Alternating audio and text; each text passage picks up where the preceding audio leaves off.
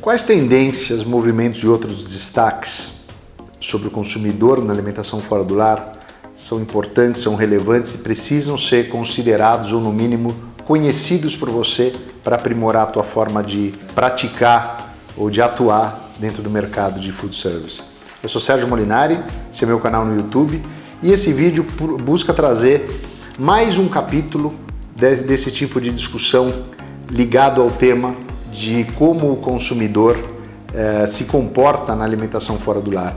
E ele é fruto de uma pesquisa realizada no segundo semestre de 2023 com consumidores de todas as regiões do Brasil, todas as faixas etárias, ambos os sexos e de classes econômicas de C, B e A. A gente procura retratar bem o consumidor brasileiro dentro desse contexto. Esse vídeo que a gente vai falar agora é um vídeo sobre o tema de socialização, comemorações e distração no consumo no food service, e ele tem uma relação muito direta com outro tema que a gente também trouxe aqui para essa série, que é o tema de consumo em grupo. Então é legal assistir os dois porque um vai complementar o outro. Dentro da pesquisa, uma das perguntas que a gente tinha para os consumidores, e aí só como um comentário, a gente investigou 4 situações de consumo. A situação de consumo de almoço de segunda a sexta, nos dias úteis, o consumo noturno de segunda a sexta e o consumo nos finais de semana presenciais. Então, 3 blocos de investigação no campo de consumo presencial e uma investigação no campo de delivery, que a gente vai tratar à parte. Mas aqui, falando do consumo presencial, o que a gente perguntou numa dessas questões para o consumidor?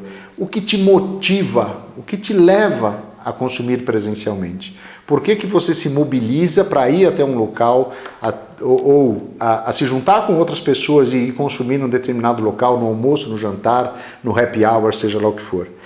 E aí, qual foi o ranking, na média dessas 3 situações de consumo, qual foi o ranking desses motivadores? 40% das pessoas diz o seguinte: eu me motivo a sair para consumir fora de casa para me distrair. 40% das pessoas colocaram esse elemento. Socialização. 30% das pessoas falaram: o que me motiva para sair para consumir fora de casa é que eu socializo, eu me relaciono, eu interajo quando eu saio para comer fora de casa ou beber. E outras 25% das pessoas, esses foram os 3 elementos que na soma de todas as ocasiões de consumo que a gente detectou, 25% das pessoas falam: eu me mobilizo, eu me motivo a consumir fora de casa por uma questão de comemoração, de celebração de algo. Então, a gente tem na ordem, a gente tem distração, a gente tem socialização e a gente tem comemoração. Lembrando o outro vídeo, 2/3 do consumo de alimentação fora do lar acontece em grupo, à noite e nos finais de semana. Mais de metade do consumo de segunda a sexta no almoço é em grupo. Então, eu tenho uma relação, de socialização quase que implícita no consumo do food service. E aí, eu adiciono o tema de que eu saio também para me distrair, não só para me alimentar. Ou eu saio focado numa comemoração e numa celebração, mais do que se isso é uma refeição ou não. Ou seja, a questão social, ela tem um contexto extremamente importante. E vale comentar, o pós-pandemia no Brasil e no mundo vem marcado por uma ressignificação muito grande do consumo, ligado às pessoas estarem mais juntas, as pessoas conviverem mais, as pessoas passarem mais tempo no convívio com outras pessoas, sejam amigos, familiares, ou seja lá o que for. Isso é uma questão muito evidente, tanto que uma das detecções que a gente tem no pós-pandemia é que a recuperação do consumo ligado a entretenimento, lazer, socialização e etc., essa recuperação ela veio muito mais forte e rápida do que o consumo mais objetivo com a função de alimentação que tem a ver com o consumo da rotina de segunda a sexta, especialmente a rotina de trabalho. Então, o que essas constatações, o que elas implicam nos cuidados ou nos pontos de atenção para você que atua nesse mercado. Eu vou colocar aqui três comentários gerais, mas seguramente é muito mais uma provocação para que você desenvolva esse raciocínio dentro do teu negócio, porque cada situação é uma situação específica. Primeiro, o teu estabelecimento ele tem que ser mais do que adequado só para receber grupos. Inclusive a gente já falou disso naquele outro vídeo sobre grupos. É óbvio, ele tem que comportar, ele tem que ser adequado para receber grupos. Mas quando eu falo em receber grupos com a finalidade ou com a motivação de comemorações, celebrações, ou para as pessoas se distraírem, ou para elas socializarem, elas se relacionarem, isso como mote da ida até o estabelecimento, você tem que ser favorável para isso. É mais do que ser favorável só para um grupo. Você tem que ser bom para este momento, para este motivador em específico. Aí um segundo ponto como desdobramento desse é o seguinte, vamos pegar alguns exemplos disso. Então, por exemplo, o ambiente tem que ser acolhedor, ele tem que ser confortável, ele tem que ter espaço adequado para comportar o atendimento a grupos.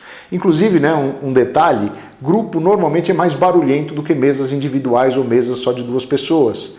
Então também a questão de você dar o conforto para o grupo que vai comemorar, sem comprometer a experiência de consumo dos que estão em volta, que não estão lá pelo mesmo motivo, também tem que ser levado em consideração.